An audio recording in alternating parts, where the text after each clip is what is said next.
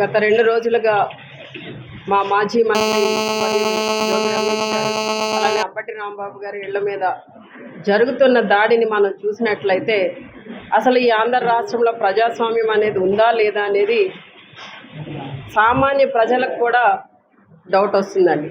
అంటే ఈ రోజున రాజకీయంగా ఎదుర్కోవడం మానేసి, రాజకీయంగా సమాధానం చెప్పడం మానేసి, ఈ రోజున ఎవరైతే మంత్రులు ఈ కూటమి ప్రభుత్వాన్ని ప్రశ్నిస్తున్నారో, నిలదీస్తున్నారో, వారికి ధీటుగా సమాధానం చెప్తున్నారో, వారి మీద, వారి కుటుంబ సభ్యుల మీద, వారి ఇళ్ల మీద, వాళ్ళ ఆస్తుల మీద ఈ విధంగా దాడి చేయడం అనేది చాలా బాధాకరం అండి.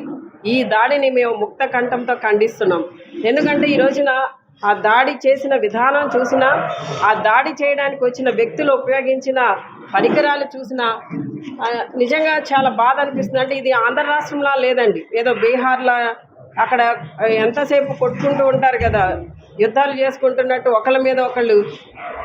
వాళ్ళు తీసుకొచ్చిన బాటిల్స్లో పెట్రోలు, యాసిడ్ కలిపి ఆ ఇళ్ల మీద కిసరడం, రాళ్లతో కొట్టడం. అక్కడ ఆ గ్లాస్ ఉందండి, నిజంగా అది చాలా థిక్గా ఉంది.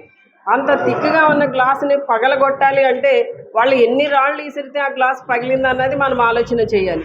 కర్రలతో దాడి చేయడం అంటే నిజంగా ఈ సంస్కృతి ఈ గతంలో మరి ఎప్పుడూ కూడా ఈ ఆంధ్ర రాష్ట్రంలో లేదు. ఈ విధంగా ఆ ఇళ్ల మీద దాడి చేయడం, కుటుంబ సభ్యులను ఇబ్బంది పెట్టడం, కుటుంబ సభ్యుల మీదకి రావడం, వాళ్ళ ఆస్తులను ధ్వంసం చేయడం అనేది గతంలో ఎప్పుడూ లేదు. మరి కొత్తగా ఈ సాంప్రదాయానికి శ్రీకారం చుట్టింది ఈ కూటమి ప్రభుత్వం.